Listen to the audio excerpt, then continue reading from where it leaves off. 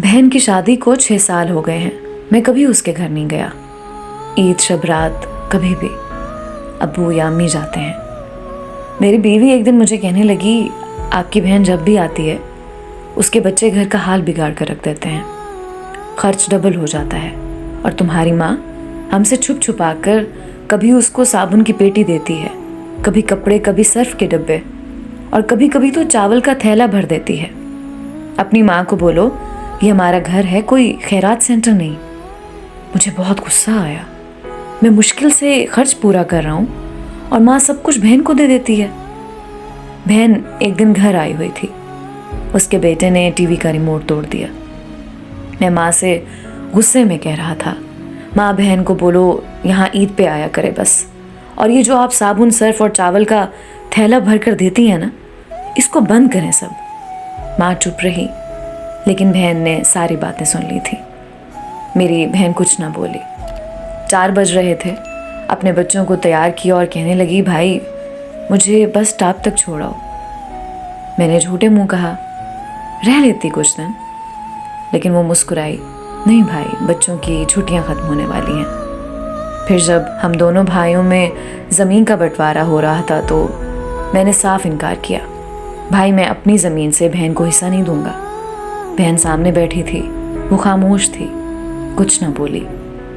माँ ने कहा, बेटी का भी हक बनता है, लेकिन मैंने गाली देकर कहा, कुछ भी हो जाए मैं बहन को हिस्सा नहीं दूंगा। मेरी बीवी भी बहन को बुरा भला कहने लगी और वो बेचारी खामोश थी। बड़ा भाई अलहदा हो गया कुछ वक्त के बाद और मेरे बड़े बेटे को टीबी हो गई। मेरे पास उसका इलाज करवाने के लिए पैसे नहीं थे। मैं बहुत परेशान था। कर्ज भी ले लिया था, 1 लाख रुपया।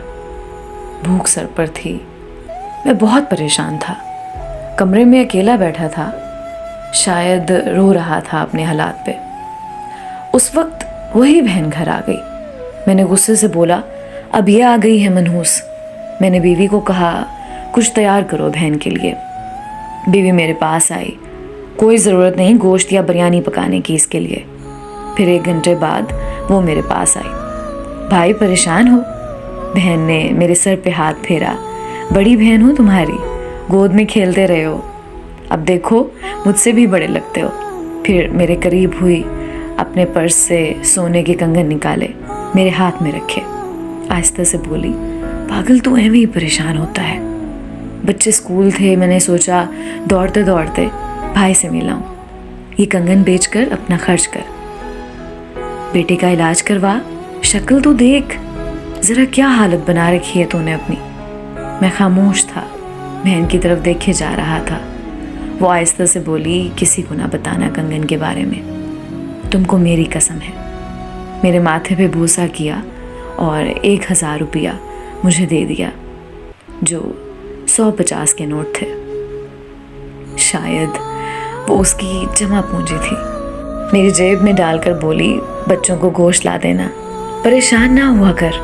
जल्दी से अपना हाथ मेरे सर पे रखा और कहा कि देख कैसे तेरे बाल सफ़ेद हो गए। वो जल्दी से जाने लगी। उसके पैरों की तरफ मैंने देखा तो टूटी हुई जूती पहनी थी, पुराना सा दुपट्टा ओढ़ा हुआ था और जब भी आती थी वही दुपट्टा ओढ़ कर आती। बहन की इस मोहब्बत में मर गया था मैं। हम भाई कितने मतलब परस्त होते हैं, बहनों को पल भर में बेगाना कर देते हैं और बहनें भाइयों का ज़रा सा दुख बर्दाश्त नहीं कर सकती। वो हाथ में कंगन पकड़े ज़ोर ज़ोर से रो रहा था। उसके साथ मेरी आंखें भी नम थीं। अपने घर में खुदा जाने कितने दुख सह रही होती हैं।